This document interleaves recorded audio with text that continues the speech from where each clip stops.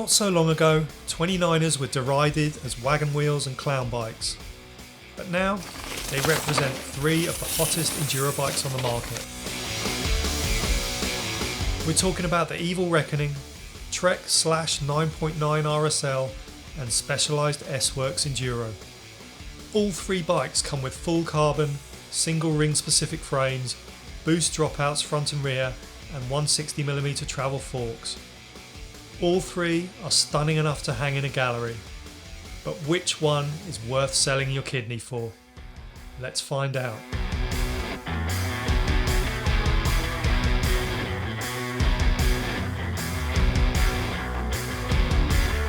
Specialized delivers the most rear suspension travel with a whopping 165mm. This has been made possible by removing the seat stay bridge and fitting the oversized Man-Fu rocker link. It gives the new full carbon rear end acres of tyre clearance, and the Enduro 2.9 is the only bike here that's actively promoted as Plus compatible. Elsewhere, it's a case of evolution rather than revolution, with Specialized refining its proven X-wing frame construction. The geometry has been updated, with the head angle slackened out to 66 degrees and the seat angle steepened to give a better position for climbing. To keep the handlebar height in check, the head tube has been shortened, and there's a reduced seat tube length that lets you run a longer dropper post. Specialized has formed a strong bond with Olin suspension, so it's no surprise that the top-end S-Works Enduro gets the latest RXF 36 fork and STX shock. The fork runs a clever triple air spring that lets you adjust the progressivity by adjusting the pressure in the third chamber rather than using volume reducers. And thanks to a one-piece crown and steerer assembly, it's super stiff. Unfortunately, Öhlins has been a little heavy-handed with the damping, so even with the rebound fully open, the fork feels sluggish. While there's no faulting the contact points on the Enduro 2.9, Specialized is out of touch with the 60mm stems on the largest two sizes. The semi-slick Slaughter rear tyre isn't much of an all-rounder either, even if it's the perfect choice for dry, hard-packed conditions. Carbon Roval Traverse SL wheels give the Enduro unmatched rolling speed in this test, but if you're serious about racing, alloy rims will provide better peace of mind. One of our main criticisms of the original Enduro 2.9 was the high bottom bracket, and it's probably the one thing that Specialized hasn't really addressed on the latest version. We suspect it's because you'll be grounding pedals everywhere with the plus size wheels fitted. Sadly, that's a compromise that could easily have been avoided by simply offering some form of geometry adjustment. Even so, the Enduro 2.9 has pace that's hard to match, and the strong arm approach of the Öhlins dampers keeps the bike impressively stable. It's also the lightest bike on test, and the only one with a saddle position that's conducive to climbing. And far from being gimmicks, the multi-tool hidden at the base of the bottle cage, the chain breaker stashed under the headset top cap, and the door on the down tube for storing spares and food are genuinely indispensable. Sadly, the recent price hike in the UK does the S-Works Enduro no favours. The stem is also too long, the rear tyre only works in the dry, and the BB height could have been even lower. We'd also like a 150mm dropper post and the option to adjust the geometry for different terrain and tyre sizes.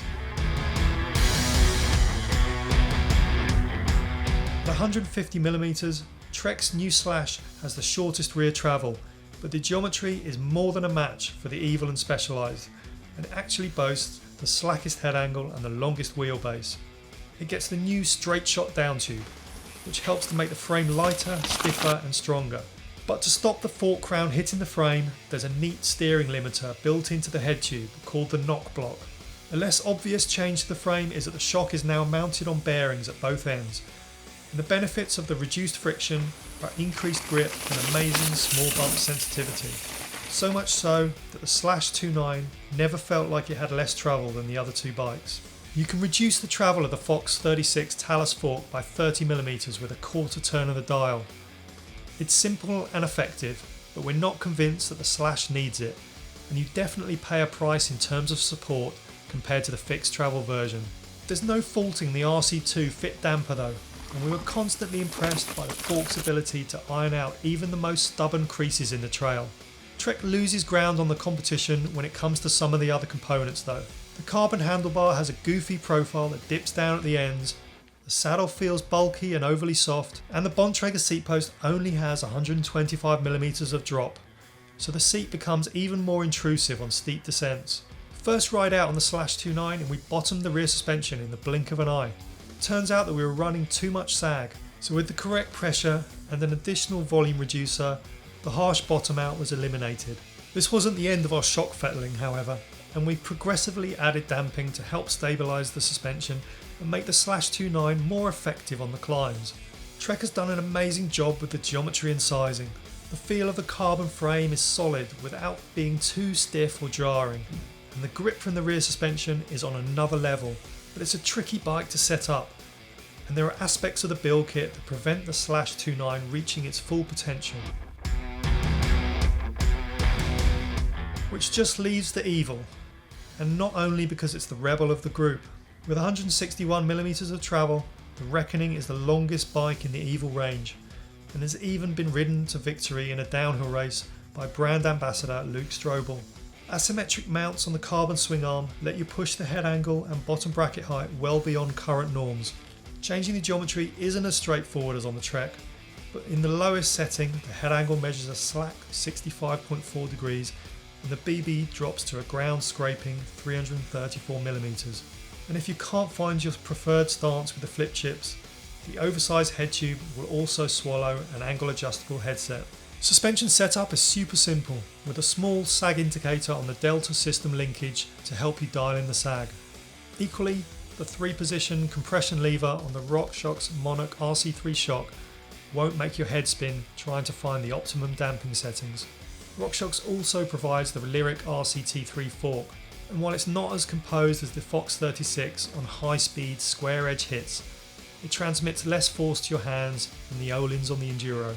With a SRAM X1 drivetrain, the Wreckoning can't compete with the gear range on the Specialized or Trek, but in other areas the evil is streets ahead. Take for example the 170mm drop RockShox reverb on the large and extra large frame sizes, even if the seat angle on the evil is so slack that there's no avoiding the nose of the saddle pointing up slightly in the extra low geometry setting. When it comes to riding fast, confidence is everything, and no 29er we've ridden has instilled us with more self-belief than the evil Wreckoning. Blast into a pile of rocks and it shoots you out faster than you entered, but it's no monster truck and it's equally adept at slicing through corners. You can also pump terrain to build speed when that ultra low bottom bracket means the risk of pedal strikes is simply too high. The extra weight and the limited 1x11 gear range will make you work harder on the climbs, but who cares when the payoff downhill is so huge. Our only gripe is that there's not much swing arm clearance, so you'll be lucky to squeeze a 2.5 inch tyre in there. Indeed, this lack of space definitely makes it something of a mud magnet. The evil Wreckoning isn't the best spec bike in this test. It could also be argued that its unidirectional carbon frame doesn't have the same level of damping as the woven fabric used in the Trek and Specialized. It's not Plus compatible either, and it's certainly not the best value. But how do you put a price on confidence? Not only is the Wreckoning easy to set up, it's easy to ride fast, and the geometry and attitude will instantly seduce you. In a crowded market in which bike design is increasingly generic, the evil Wreckoning manages to stand out, and not simply because of that funky colour.